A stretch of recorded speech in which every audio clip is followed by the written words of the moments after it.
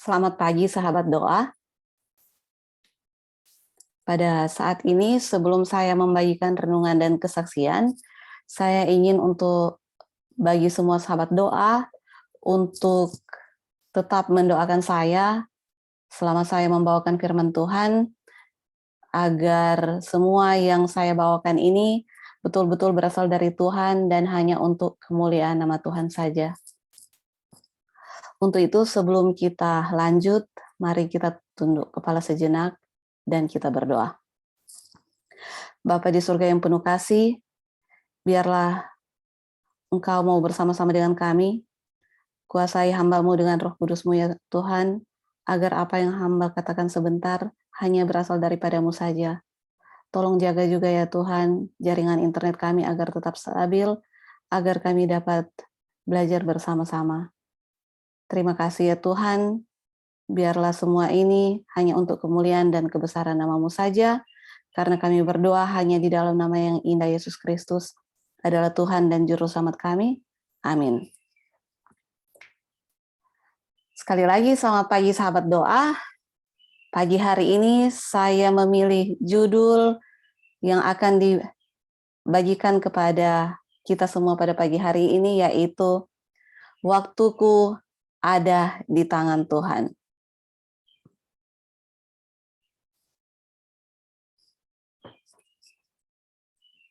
Segala sesuatu di bumi ini memiliki musim khusus. Ketika kita mencoba untuk hidup dekat dengan Tuhan, maka Tuhan akan membimbing kita. Tuhan akan menunjukkan kepada kita langkah selanjutnya. Tetapi terkadang kita harus menunggu.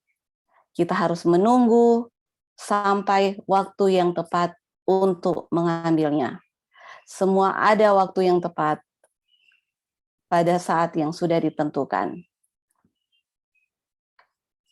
Kita lihat di dalam Alkitab, apa yang Alkitab katakan di dalam Pengkhotbah 3 ayat 1. Untuk segala sesuatu ada masanya. Untuk apapun di bawah langit ada waktunya. Karena segala sesuatu ada waktunya, maka jangan terburu-buru. Jangan terlalu terburu-buru sehingga kita terlalu cepat dan melakukan segala sesuatu tanpa bertanya lebih dahulu kepada Tuhan. Tunggu sampai Tuhan menunjukkan kepada kita kapan harus mengambil langkah berikutnya. Tuhan mengerti betapa sulitnya bagi kita untuk menunggu, tetapi percayalah bahwa Tuhan tahu waktu yang tepat untuk semuanya. Saya ingat ketika kami berada di Cina, saat itu sebagai manusia saya bisa katakan bahwa itulah saat-saat terbaik dalam hidup kami. Kehidupan yang begitu sempurna, kami berada di zona nyaman dalam segala hal. Hal yang terbaik yang pernah saya rasakan, yang pernah kami rasakan. Karena selain pekerjaan suami yang baik, tempat tinggal yang baik, lingkungan yang nyaman untuk anak-anak bertumbuh, kami juga melayani pekerjaan Tuhan di sana. Dan di bulan Januari tahun 2018, kami juga memulai pelayanan di sana, yaitu China Prayer Call, sama seperti halnya di Indonesia, yaitu Indonesia Prayer Call yang saat ini kita jalanin. Tapi semua kenyataan itu sepertinya sirna di bulan April 2018. Semua harus berakhir dan kami pun harus kembali ke Indonesia. Seperti halnya di bumi ini. Setiap bagian di bumi ini memiliki musim, waktu, dan tempat untuk segala sesuatu yang perlu terjadi. Ini berarti bahwa saat-saat terbaik dalam hidup harus berakhir agar sesuatu yang baru dimulai. Kalau kita berada di negara yang mempunyai 4 musim, ada waktu winter, ada summer, ada autumn, ada spring. Setiap waktu atau setiap musim ini mempunyai waktunya masing-masing. Dan setiap waktu itu ada waktunya untuk berakhir, untuk beralih ke musim selanjutnya. demikian juga dengan kehidupan kita. Beberapa pengikut Tuhan mungkin tidak sabar untuk mendapatkan hal baru berikutnya di dalam kehidupan kita. Tetapi di sisi lain, ada juga yang tidak ingin untuk berubah. Nah, menurut Nabi Samuel, kita bisa baca di dalam Alkitab, dalam 1 Samuel 13 ayat 8 sampai 14, bahwa kurangnya kesabaran dapat mengakibat kita kehilangan berkat. Jika kita baca cerita ini, kita lihat bahwa ketidaktaatan Saul waktu orang Filistin datang menyerang, di ayat 8 kita bisa lihat bahwa ia menunggu 7 hari lamanya sampai waktu yang ditentukan Samuel. Tetapi ketika Samuel tidak datang ke Gilgal, mulailah rakyat itu berserak-serak meninggalkan dia. Ayat 9, Saul memerintahkan bahwa bawalah kepadaku korban bakaran dan korban keselamatan itu. Lalu ia mempersembahkan korban bakaran. Dan ayat ke-11, Samuel menegur kecerobohan dari Saul. Dan ayat ke-13, Samuel berkata kepada Saul, perbuatanmu itu bodoh, engkau tidak mengikuti perintah Tuhan Allahmu. Dan karena ketidaksabaran Saul, akhirnya membuat Saul kehilangan akan kerajaannya. Jadi sahabat doa, bersabar adalah bagian penting dari percaya kepada Tuhan. Karena keadaan hidup kita tidak selalu seperti yang kita inginkan. Ini juga adalah teguran pribadi bagi saya di dalam pelayanan, terutama di dalam pelayanan di 24/7 United Prayer Ministry, bahwa saya harus selalu bersabar. Karena kadang saya tidak sabar, saya terlalu cepat, dan kadang tidak sabar untuk menunggu akan jawaban Tuhan.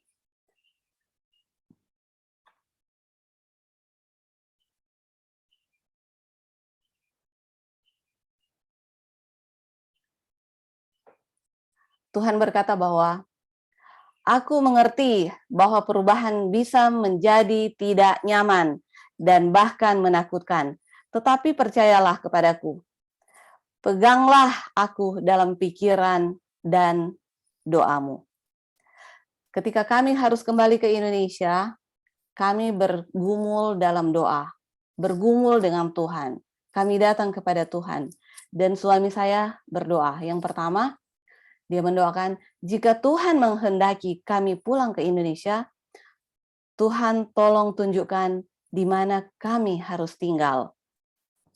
Yang kedua, jika Tuhan mengizinkan untuk suami bekerja kembali di kantor seperti biasa, maka Tuhan akan berikan pekerjaan tanpa harus melamar.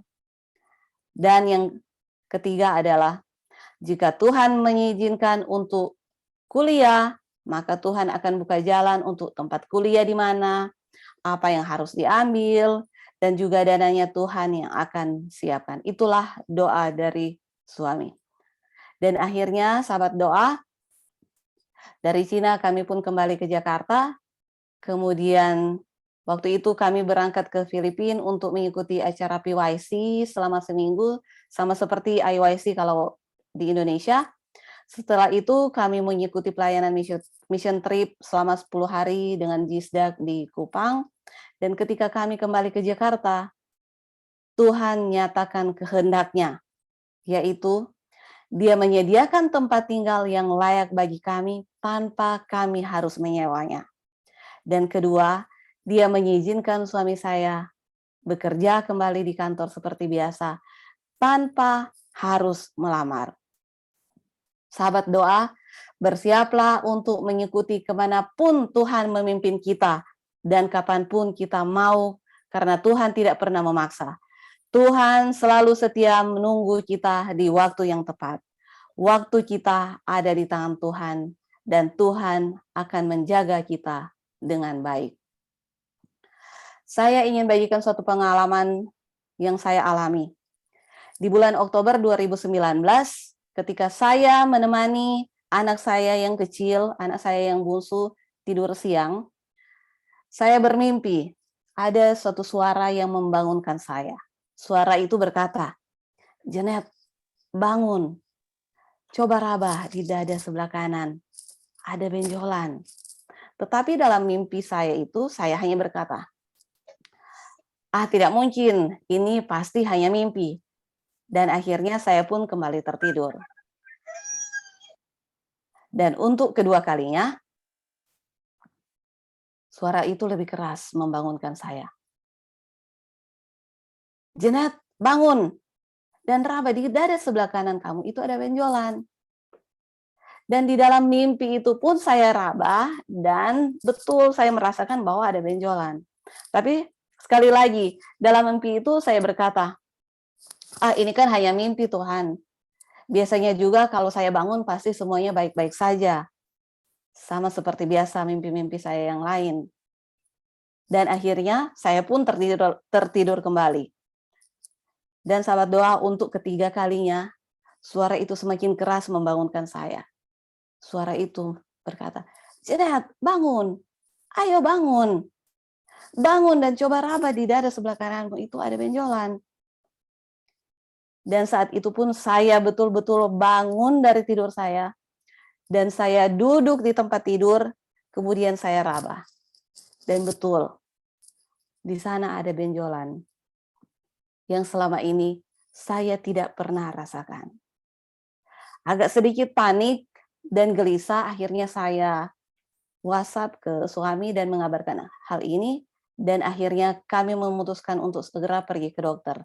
Singkat cerita, jadwal operasi pertama dibuat dan dilakukan tindakan operasi. Saya pikir ini sudah selesai. Ternyata hasil PA yang keluar bahwa itu adalah jaringan sel yang ganas. Akhirnya saya dirujuk ke dokter spesialis onkologi dan dijadwalkan untuk operasi yang kedua di bulan Desember. Dan singkat cerita, setelah operasi selesai, dan saya bersyukur untuk kesempatan hidup kedua yang Tuhan berikan kepada saya. Dokter pun heran, kenapa saya bisa datang ke dokter tanpa ada keluhan terlebih dahulu. Karena biasanya pasien seperti saya katanya nanti datang ke dokter di saat sudah stadium lanjut. Dan sekarang hampir 2 tahun, 2 bulan, saya menjalani hari-hari dengan bergantung sepenuhnya kepada Tuhan, bergantung sepenuhnya kepada kasih karunia Tuhan. Saya tidak ada pagi ini kalau bukan karena maksud Tuhan. Bukanlah kebetulan Tuhan 3 kali membangunkan saya di tidur siang pada saat itu, hanya untuk menyatakan kasih-Nya. Hidup dan waktu saya ada di tangan Tuhan. Hidup dan waktu kita ada di tangan Tuhan.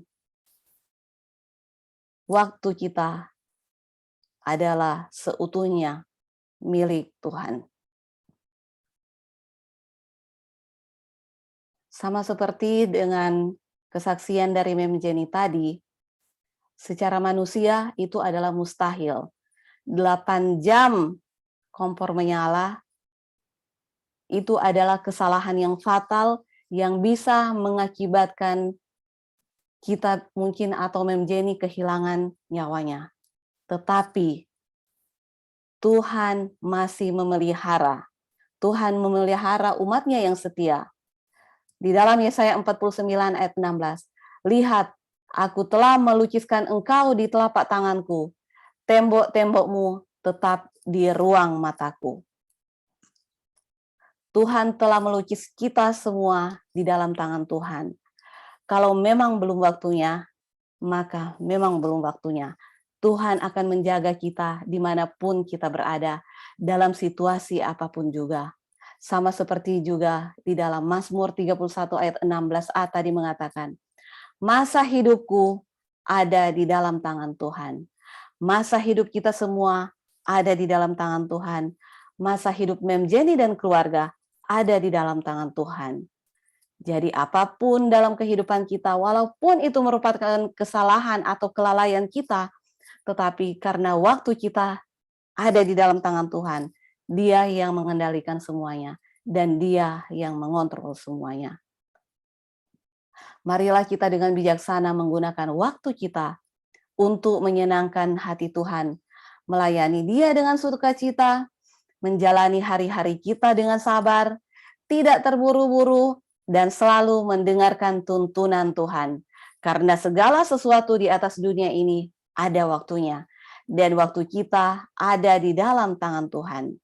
Saya bawa semuanya ini di dalam nama Yesus. Amin. Mari kita tunduk kepala semua dan kita berdoa.